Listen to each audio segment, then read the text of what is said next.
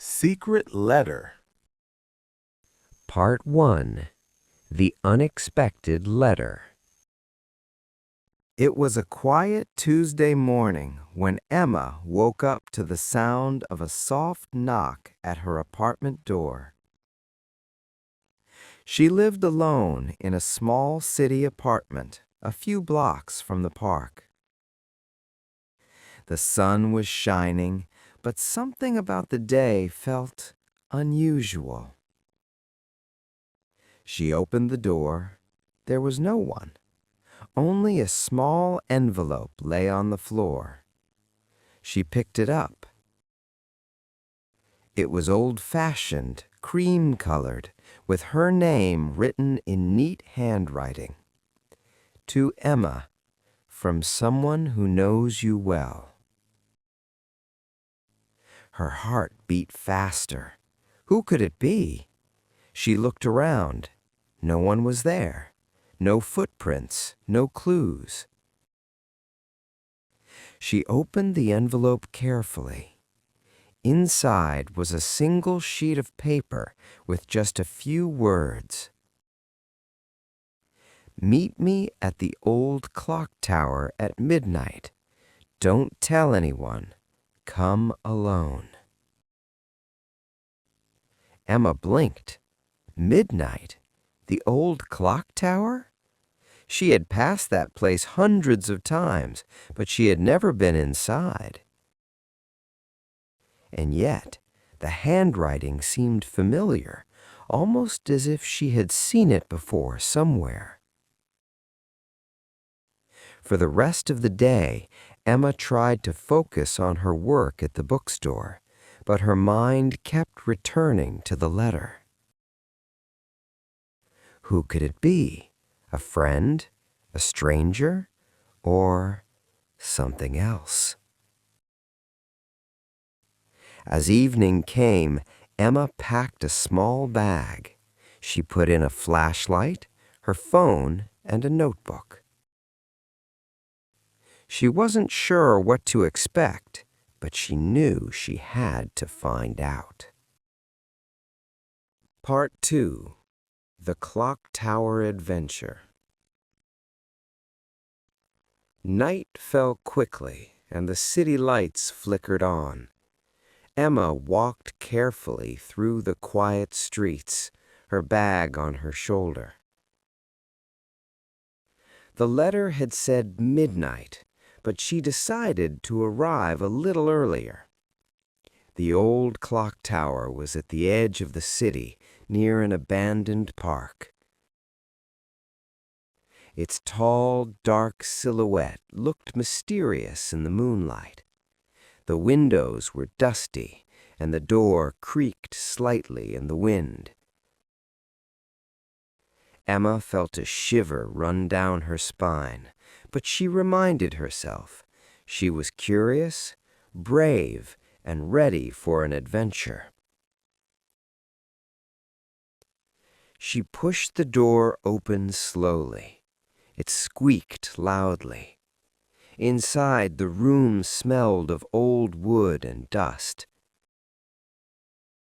The staircase spiraled upward into darkness. Emma turned on her flashlight. Shadows danced on the walls. As she climbed, she heard a faint sound, like a soft tapping, like footsteps, but lighter and faster than normal. She froze. "Hello?" she whispered. No answer. The sound stopped. She shook her head. "It's just the wind," she told herself. Finally, she reached the top of the clock tower. The clock face was enormous, glowing faintly in the moonlight. She saw a small envelope lying on the ledge, identical to the one she had received in her apartment. Heart racing, she picked it up. Inside, another note read, "Good job coming alone. You are ready for the next step. Follow the light, but be careful. Emma looked around. Suddenly, a faint glow appeared at the far corner of the tower, near a hidden door she hadn't noticed before. Her curiosity won over her fear. She approached slowly, her flashlight trembling slightly. The door was small, wooden, and slightly cracked. She pushed it open and stepped into a narrow passage. It smelled of old books and metal. The glow grew brighter, illuminating strange symbols on the walls. Emma felt both excited and nervous. She thought, this is not just a letter. This is a challenge. But what kind of challenge? At that moment, she heard a whisper behind her. "Welcome, Emma. We've been waiting for you." Emma spun around, but saw no one, only shadows. The adventure had truly begun. Part 3. The Mysterious Guide. Emma's heart was pounding. The shadows in the narrow passage seemed to move as if alive. She held her flashlight tightly and took a cautious step forward. Suddenly, a figure emerged from the glow. A tall woman, wearing a long dark coat and a hood that covered most of her face, stepped into the light. "Don't be afraid, Emma," the woman said softly. Her voice was calm, almost soothing. "I am Lydia. I sent the letters. I've been watching you for a while." Emma blinked. "Watching me?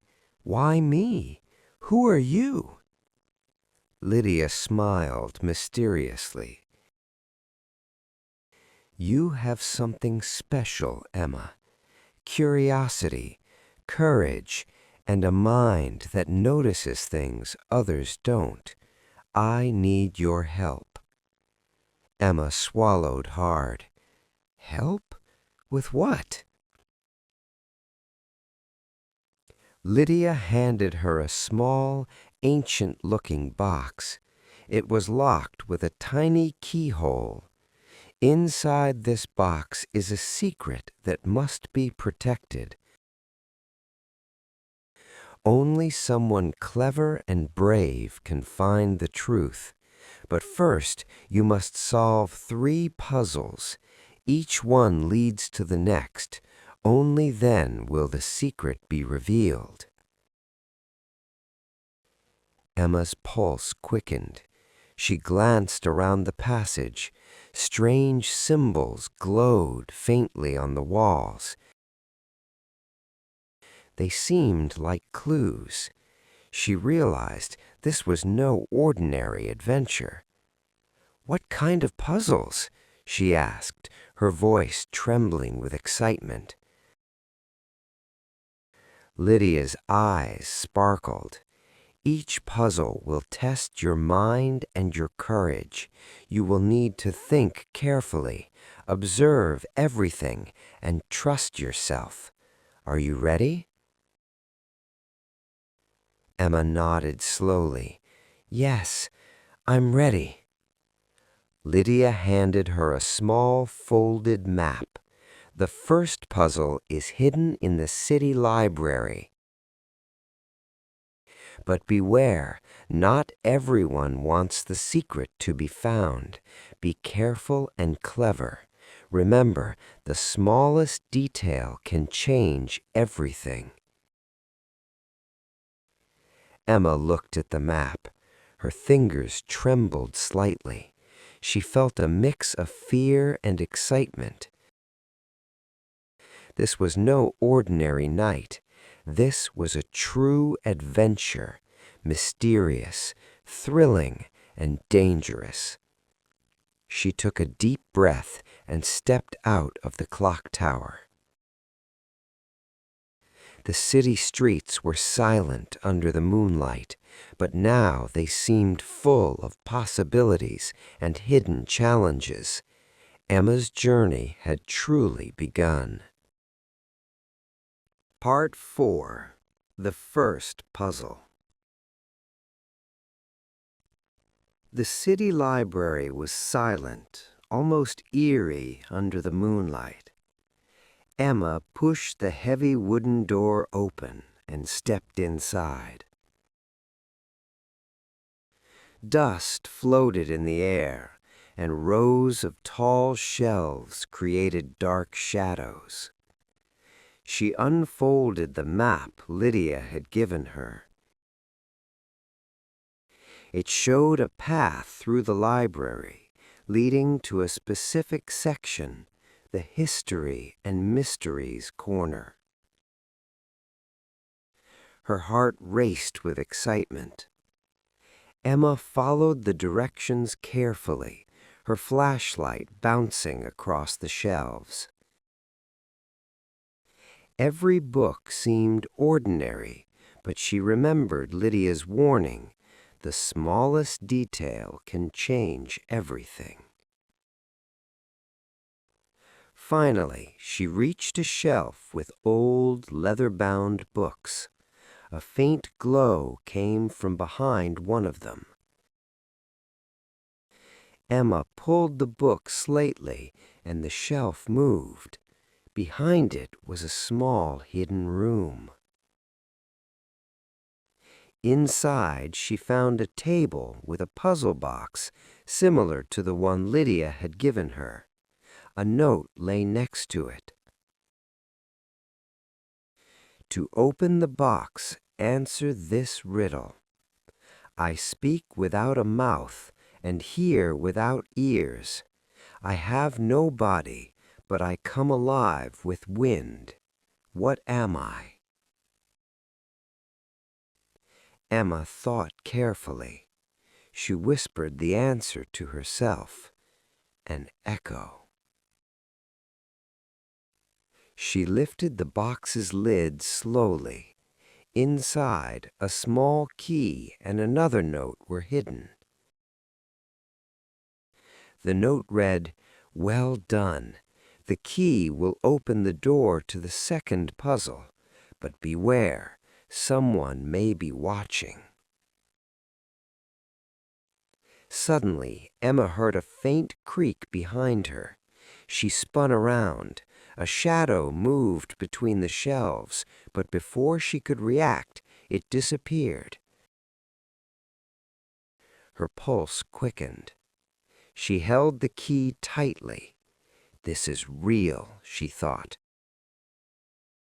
Someone really is following me, or maybe it's just my imagination. Either way, I must be careful. Emma took a deep breath, tucked the key into her bag, and prepared to leave.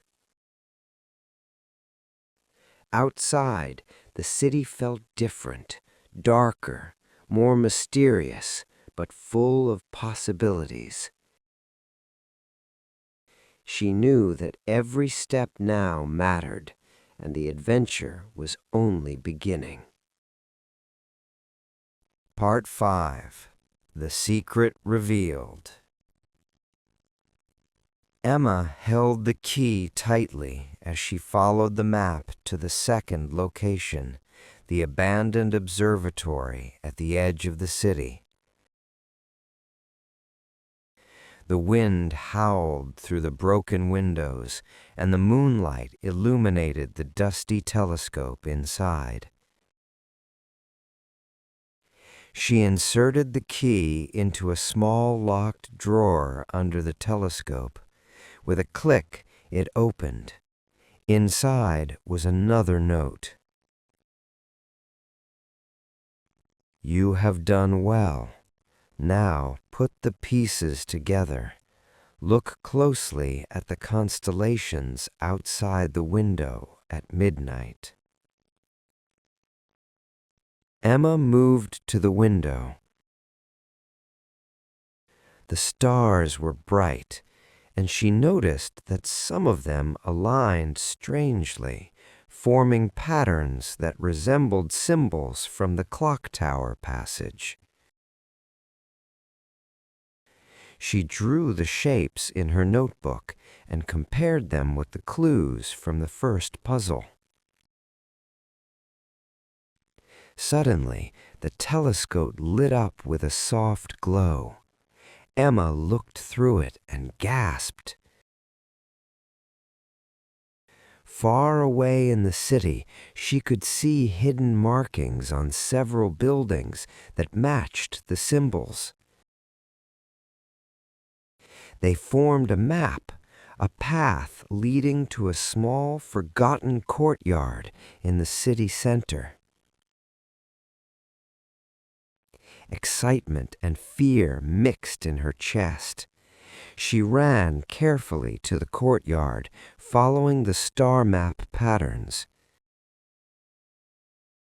At the center, under a large old tree, she found a small chest. Her hands trembled as she opened it.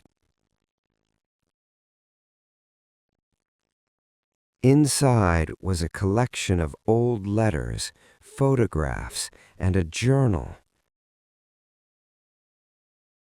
The journal belonged to Lydia's grandmother, a woman who had hidden stories of bravery, kindness, and clever problem-solving for those who could follow the clues.